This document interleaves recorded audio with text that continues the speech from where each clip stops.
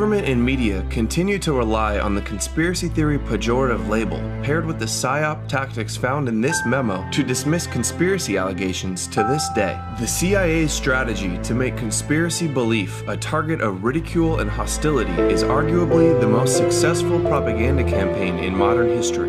Propaganda assets and friendly elite contacts referenced in this document were partially brought to light in a 1975 congressional investigation into government agencies' intelligence activities. The hearings, known as the Church Committee, were investigating the intelligence activities of the CIA, NSA, and FBI after illegal surveillance activities surfaced during the Watergate scandal. Do you have any people being paid by the CIA who are contributing to a major circulation American journal? We do have people who submit pieces to American journals. Do you have any people paid by the CIA who are working for television networks?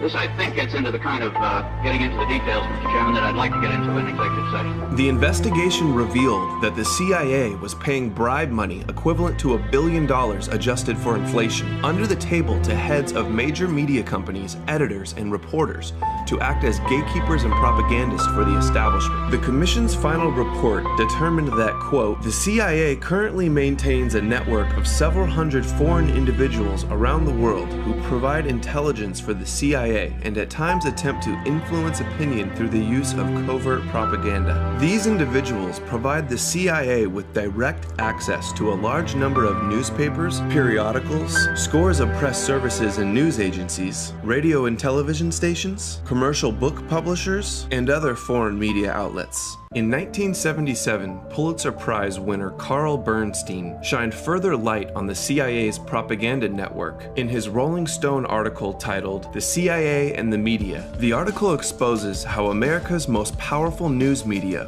worked hand in glove with the CIA and that the Church Committee actually played a part in covering it up. After leaving the Washington Post, where he uncovered the Watergate scandal with partner Bob Woodward, Carl Bernstein spent 6 months investigating the relationship between the CIA and the media. His findings revealed that for the last 25 years, the CIA built a network of over 400 covert propaganda paid operatives, secretly spread throughout influential positions in the mainstream media, including the Associated Press, Reuters, UPI, ABC, NBC, Newsweek, and the largest newspaper and magazine publisher, Hearst, adding, quote, by far the most valuable of these associations, according to CIA officials, have been with the New York Times, CBS, and Time Incorporated. At CBS, we had been contacted by the CIA. As a matter of fact, by the time I became the head of the whole news and public affairs operation in 1954, ships had been established, and I was told about them and asked if I'd carry on with them.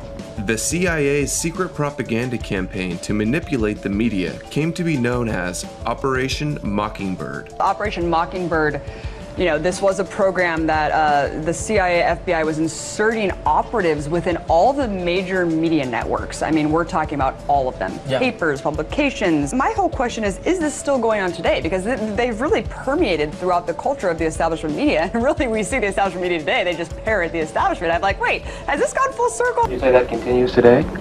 Well, yeah, I would think probably for a reporter it would continue today, but because of all of the revelations of the period of the 1970s, it seems to me that a reporter's got to be much more circumspect in doing it now, or he runs the risk of at least being looked at with considerable disfavor by the public. I think you've got to be much more careful about it. You ask, is this still going on today? Well, we can look at the last National Defense Authorization Act, NDAA 2013, has a provision in there that legalizes propaganda. Propaganda, a program by governments to manipulate people's thoughts and opinions. We are in an information war, and we are losing that war. I'll be very blunt in my assessment. Clearly, the United States feels on the defensive, in part because it can no longer monopolize terms of the debate. There's other information out there. There are other points of view. And those points of view are profoundly damaging to a country that believes that its point of view is the only point of view. The First Lady of the United States recently addressed concerns about internet. She said we're all going to have to rethink how we deal with the internet. There are a number of serious issues without any kind of editing function or gatekeeping function. She said what the problem with the internet was just getting started back in those days, is that there are no gatekeepers. Think about that. There are no gatekeepers. She wants gatekeepers on the free flow of information. 1995 was also on a 93 memo. Clinton administration feared internet's ability to democratize news. It says, the new media is here. We've got to control info. We can't let the public have access, these are quotes, to free information. This attack on free speech is happening because the old dinosaur media, the state-run media, is in free fall. You have a perfect storm of state-run media and government wanting to control information. If you look at where a lot of the work originates, where the first things come out on the internet, some of them tend to be these political fringe sites, and yet they're treated by much of the media as if they're somehow credible, that a quote from one of those sites is no different than something from the New York Times. We've got to have the media call anyone that questions us conspiracy theorists, and any media that's not the Washington Post or New York Times is a conspiracy theory. They want to set the Overton window. They want to set the parameters of debate where only what MSNBC says or CNN says with White House talking points is the acceptable political discussion. They knew what the internet meant for them. And they were conspiring like the Soviet Union to kill it in its crib. The great story here for anybody willing to find it and write about it and explain it is this vast right-wing conspiracy that has been conspiring against my husband since the day he announced for president. This is not our opinion or a conspiracy theory like Hillary puts in your mind, just a denial button people can push. They release this on the Clinton official presidential library website. Despite the media and government's outright condemnation of conspiracy theories, the public is becoming increasingly skeptical of the government and the mainstream media. It's hardly breaking news that the public has soured on the media, but the latest figures are truly sobering.